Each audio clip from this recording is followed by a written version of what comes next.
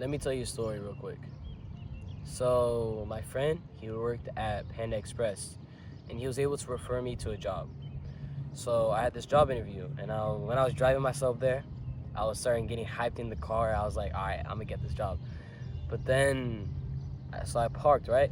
And I walked out into Panda Express, and I walked in, and I saw a guy in a suit with a Panda Express like cup, and he was sitting at a table. It looked like he was waiting for me. So I went up to him to shake his hand, and I introduced myself. I'm like, hi, my name is Isam. He didn't even shake my hand. He like rejected me. And then he's like, I don't work here.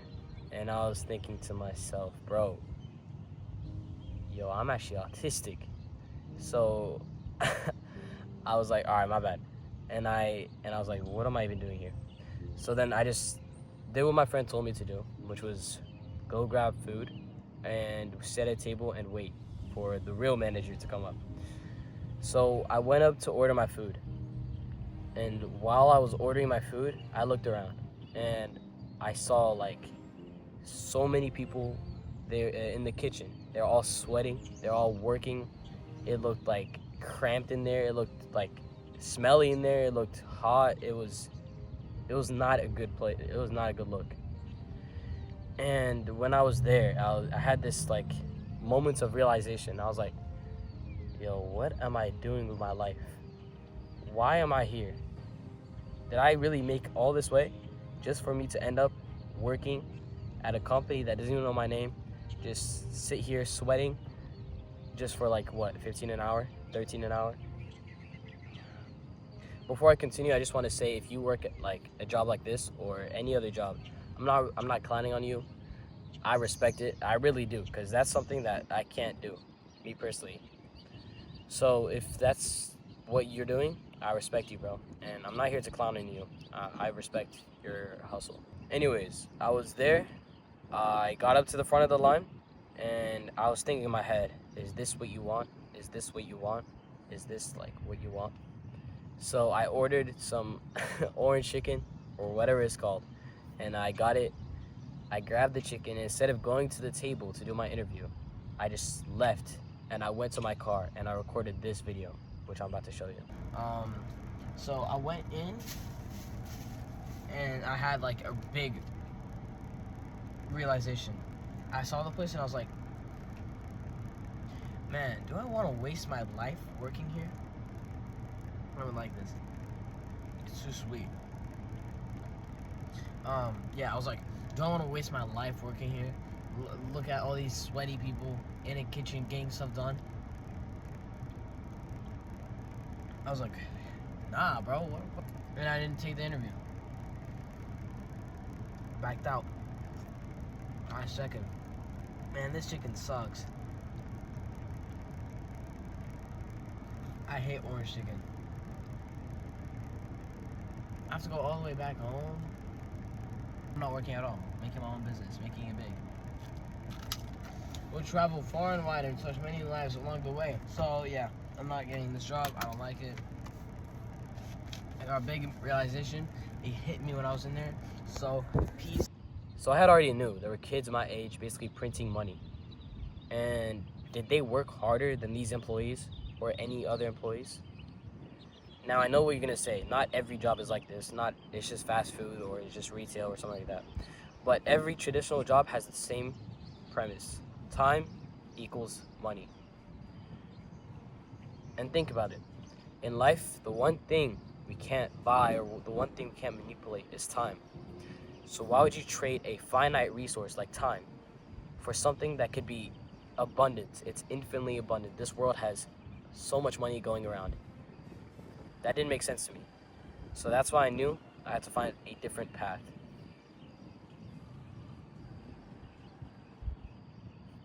So throughout my life, getting a job has been a complicated category. Myself, I obviously wanted to get a job so I can have money to spend nice things maybe in the past. My parents didn't want me to get a job. They wanted me to focus on school and academics. My friends, most of them already had jobs, and they were pressuring me to get one, to have skills and responsibilities and accountability. And even on social media, like the term unemployment is seen as like something bad, and basically it's like for like influencing you to get a job. I might sound like I'm trying to be different or edgy, but obviously you do learn things from a job, but those were not the things I wanted to learn. You can say something like customer service, but for me, I learned customer service best when I was actually doing my own lawn mowing business and I was talking to people and I was managing relations. Is that better than just working retail? Anyways, so before the Panda Express incident, I actually did have a job as a referee in early 2023. It was something that I found kind of fun, kind of fulfilling, but towards the later end, I didn't really find it enjoyable anymore. Even though I didn't know at the time, the constraint of time equals money stuck in my mind, and it basically did not allow me to find enjoyment in my work.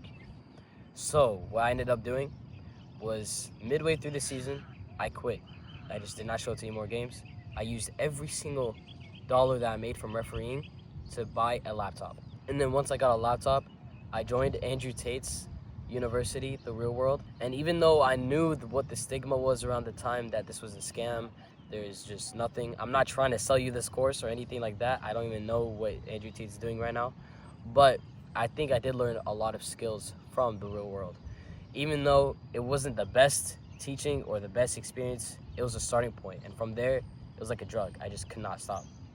However, when I joined The Real World for the first time in my life, I felt like I was building towards financial freedom without having to waste my time and my life away for a normal traditional job. And I started learning some of the skills, some of the copywriting and digital marketing courses that were in there. I actually started applying what I learned, and quickly I even booked a couple sales calls.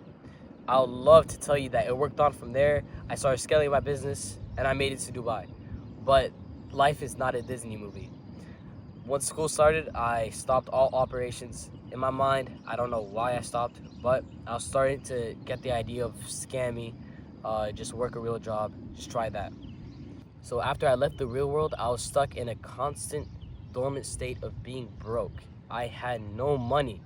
All my friends made fun of me for it because whenever we were somewhere, I was always like, I don't have the money for this. I don't have the funds. I'm broke. And I hated it. Like, I played it off as funny and I was joking around with it, but I honestly hated the feeling of not having money. I even took a screenshot of my account being negative. I don't know how I made it to negative on the debit card, but it happened. And then I realized, all right, what if my friends are right? What if my family was right?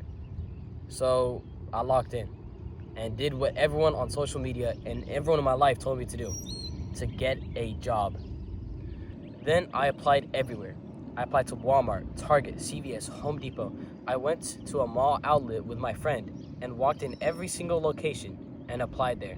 Rejection, rejection, rejection, rejection, and rejection.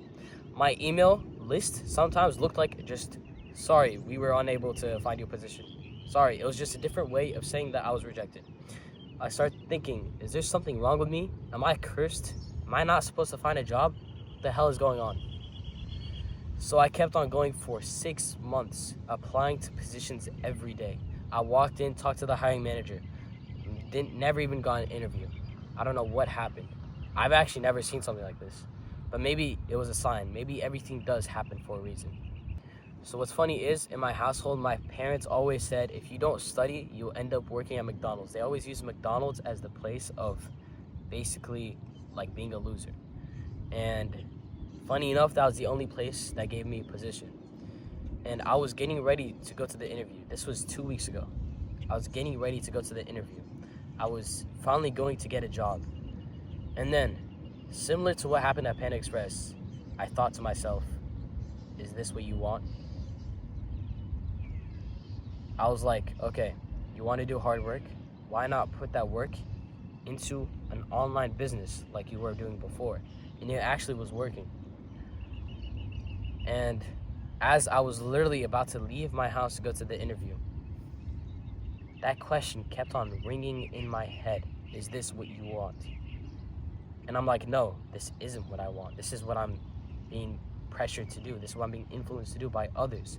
I'm living others' dreams in my own self. And I did not go to the interview. Second time, I scheduled an interview and I did not go. I was starting to think, what if my friends are right? What if my family is right? What if I'm just a loser that just needs to get a job and actually stick to one thing? And I was like, okay, if I'm going to stick to one thing, Why not make it the thing that I love doing? Business. From there on, I knew digital marketing and business in general was how I wanted to make money.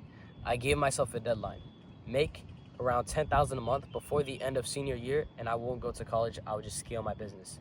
I started offering website design and landing page and sales page optimization and creation for influencers and companies. Again, I outreached, failed. Is this just like my job? Am I not gonna get a single person to say yes? And then a fitness coach from Nigeria came to my aid and said, yes, I want a sales page. I was excited. I was up all night trying to make sure this guy gets his money worth. And in the end, I made him a product that made him really happy, made me really happy, and I knew this was the start of something great. Again, I would love to tell you that from there, I started getting a lot of clients, but no, that's not how life works. Right now, I have a couple clients, but it's not been easy at all. And I've been trying recently a lot, but to no avail. However, I know that no matter what happens, if I keep on trying, even if I fail, I always learn something. And is that really a failure if you're learning something? So that's why I'm unemployed. This might sound like I'm trying to be different again, but this is what I want. This is what I know will get me the best for me. And hopefully you can find some resonance in what I'm saying. And maybe if you feel this way, then I say just live your life on your terms, bro. You don't have to abide to anybody else. We only have one life, bro. We have one life, and many people use that as an excuse to waste it, to waste their potential.